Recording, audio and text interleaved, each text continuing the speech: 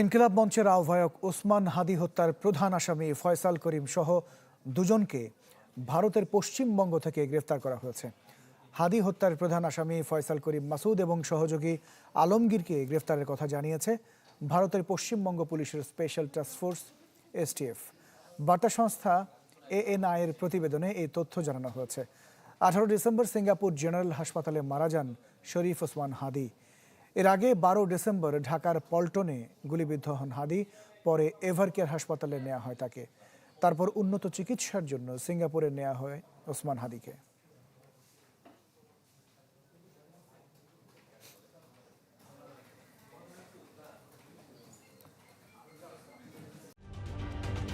ঢালাইয়ে দৃঢ়তা, নির্মাণে নিশ্চয়তা।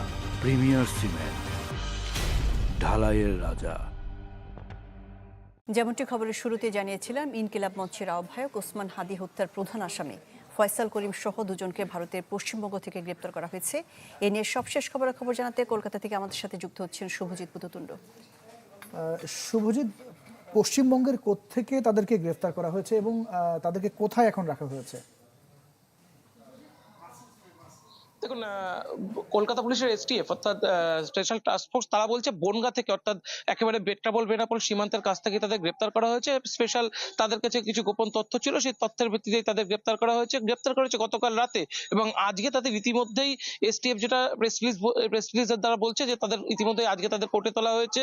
ঠিক কোন কোর্টে তোলা হয়েছে, কখন তোলা হয়েছে সেই ব্যাপারে কিন্তু বিস্তারিত পুলিশ কিছু জানায়নি। তবে পুলিশ বলছে যে প্রাইমারি যে তাদের ইনভেস্টিগেশন বা তাদের যে জিজ্ঞাসাবাদ, সেখানে কিন্তু তারা যে হাদি হত্যার বিষয়ে তাদের যে সংশ্লিষ্টতা সেটা তারা স্বীকার করেছে। এবং আমরা যদি কিছুটা ঘুরিয়ে দেখি যে এর আগেই কিন্তু এই কলকাতা পুলিশের অর্থাৎ এসটিএফ এর হাতে তাদের আটক হওয়ার যে ঘটনা সেটা কিন্তু অনেক আগেই সামনে এসেছিল। তবে সেই সময় কিন্তু কলকাতা পুলিশের তরফ থেকে এই ধরনের গোটা তথ্য সেটা কিন্তু অস্বীকার করা হয়েছিল। প্রাথমিকভাবে যেটা বলা হয়েছিল, বাপ্পি অর্থাৎ এই যে হত্যার যে মূল পরিকল্পনাকারী, সেই বাপ্পি কিন্তু কলকাতার নিউ টাউন এলাকায় ছিলেন এবং সেখান থেকে কিন্তু তাকেও খুঁজে পাওয়া যাচ্ছিল না দীর্ঘদিন ধরে। এবং তাদের একসাথে কিন্তু কোনো সেফ হাউসে কলকাতার রাখা হয়েছিল বলে সেটা কিন্তু সেই সময় কলকাতা পুলিশের নির্ভরযোগ্য সূত্র সেটা কিন্তু নিশ্চিত করেছিল।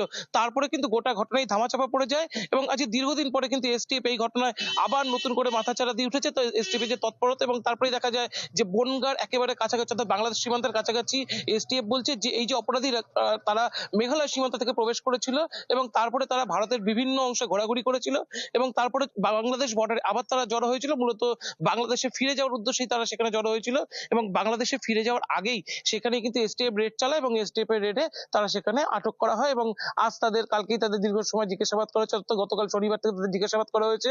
আজ তাদের স্থানীয় কোনো আদালতে তোলা হয়েছে। মনে করা হচ্ছে যেটা এখনো পর্যন্ত হয়তো কলকাতার যে ব্যাংশাল আদালত, সেই ব্যাংশাল আদালতে তাদের তোলা হয়েছে।